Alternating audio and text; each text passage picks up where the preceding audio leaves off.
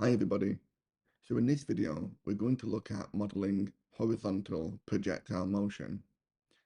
And to understand what this means, we'll consider an example where we have a table and the ball is rolling off the table. So it's moving in this direction and then it rolls off the edge. And when it rolls off the edge, it doesn't fall straight down. It creates what's called a trajectory, which goes like this. And you can see that this ball moves horizontally and vertically downwards. So we have our trajectory, which is the flight path of a ball, and then the distance from where the ball lands to the edge of a table we call the range. So this would be the horizontal displacement. We also have gravity, which is causing the ball to accelerate vertically downwards. We'll call this G. And then as the ball rolls off the edge, it has a initial horizontal velocity, which we'll call UH, and an initial vertical velocity, which we'll call UV. Now it's important to note at this point that this gravity only acts downwards, so there is no acceleration horizontally.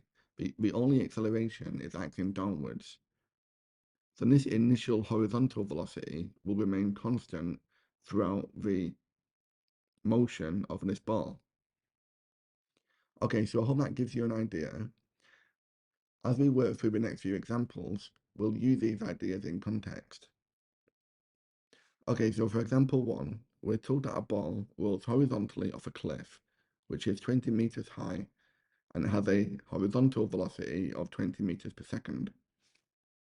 So in part A, we've been asked to work out the time of flight, and for part B, we've been asked to work out this range here. Okay, so with projectile motion, we need to consider resolving in two different directions. We can resolve vertically, and in this case, I'm going to take the vertically downwards direction. So we'll say resolving vertically downwards.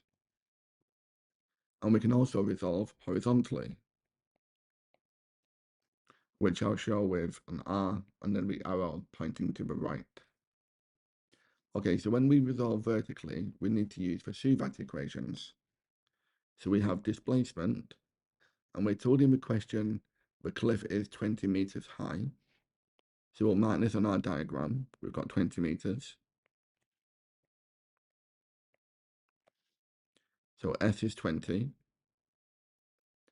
The initial vertical velocity is 0. Although we've got 20 meters per second going horizontally, we've got a 0 initial vertical velocity. So U in this case is 0. I'll show this with a UY traveling in the Y direction. The final velocity we don't know. The acceleration we know is gravity, so this is 9.8 meters per second squared.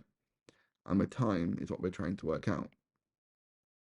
So from this information, we can use S is equal to UT plus a half AT squared. We know the S is 20, U is 0, and acceleration is 9.8. So 20 will equal 1/2 of 9.8 t squared.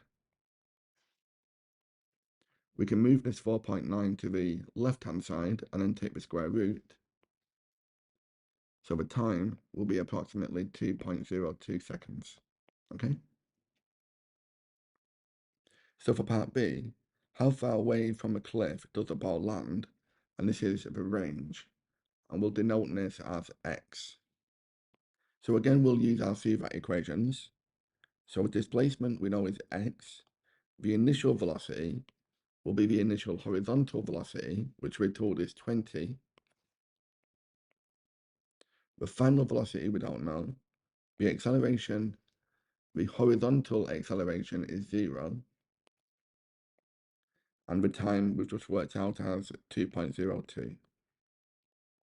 So again, we can use the same formula. S will equal ut plus a half at squared.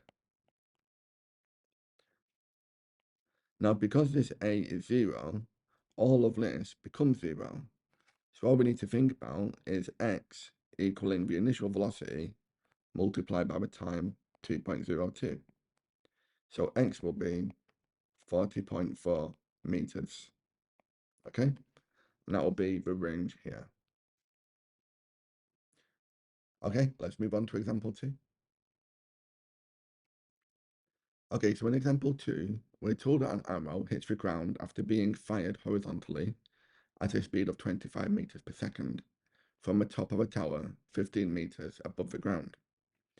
And then for part A, we've been asked to work out how long the arrow takes to fall to the ground. And then for part B, the distance travelled horizontally by the arrow. So perhaps you want to try this question yourself. You can pause the video, and when you come back, we'll go through a worked solution. Okay, so welcome back if you're ready to go. So I've drawn this diagram. We have our trajectory here. This is the range, and this is the vertical height of 15 meters. And we have the acceleration due to gravity acting downwards.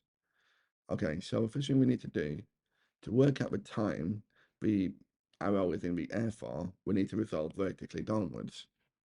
So we'll say r going downwards. We'll use our CVAT equations. We know the displacement is 15. The initial velocity is 0. The final velocity we don't know. The acceleration is 9.8. And the time is what we're trying to work out. So using the same formula, 15 will equal ut. So 0 times t will go plus 1/2 of a 9.8 times time. So we can work this out as 4.9. So t will be, this will be t squared. So t squared will be 15 divided by 4.9. So t will be 1.75 seconds. Okay? To work out the distance travelled horizontally by the arrow, this will be the x. So now we need to resolve horizontally. So we'll have r going to the right. Our CVAT equations, we know the displacement we're trying to find is x. The initial velocity we've been told is 25. V we don't know. The acceleration is 0. And the time we've worked out as 1.75. So again, using the equation s equals ut plus a half at squared, well, this acceleration is 0, so this will all go. So x will equal 25 lots of t. And we can work this out, and it gives us 43.75 meters. Okay, let's try one more question. Okay, so in example 3, we're told that an object is projected horizontally at a speed of 15 meters per second from the top of a building of height 35 meters. We've been asked to calculate how long it takes to fall to the ground, B, how far it travels horizontally, and for C, its speed just before it hits the ground. So do you want to try path A and B yourself? You can pause the video, and when you come back, we'll go through the solution. Question C, we'll try and do together. Okay, so welcome back. So I've drawn a diagram. We've got a vertical height of 35 meters, an initial horizontal velocity of 15 meters per second, and an acceleration acting vertically downwards of gravity 9.8 meters per second squared. So to work out part A, we need to resolve vertically downwards. Using our CVAT equation, we know S is equal to ut plus a half at squared. We know S is 35. We know u is 0, so this is gone. And then a half of 9.8 is 4.9. We'll divide both sides by 4.9 and take the square root, so t will equal 2.67 seconds. And for part B, resolving horizontally to the right, using the same equation,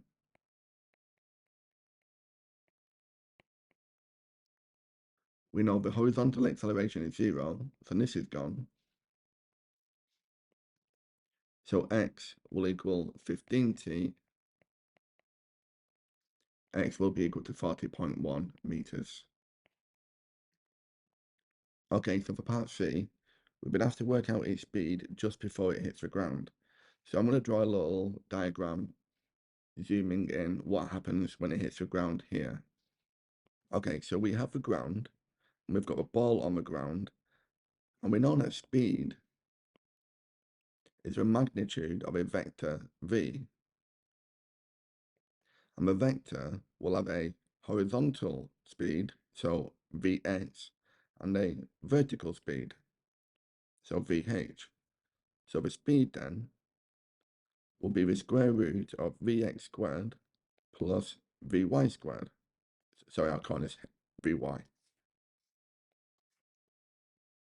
So to work out the speed at which it hits the ground, we need to work out the horizontal and the vertical velocity the moment it strikes the ground.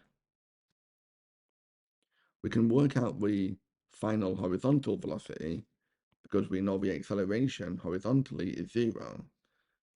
So the final horizontal velocity will be equal to the initial velocity, which is 15. Our final vertical velocity, Vy, well, we know the initial vertical velocity is 0. We know acceleration is 9.8, and we know the time is 2.67. So we can use V equals U plus AT. So Vy will equal 0 plus 9.8 lots of 2.67. So Vy will be 26.2 meters per second. This is also in meters per second. So a final velocity then, the moment it hits the ground, can be given as 15I minus 26.2j meters per second.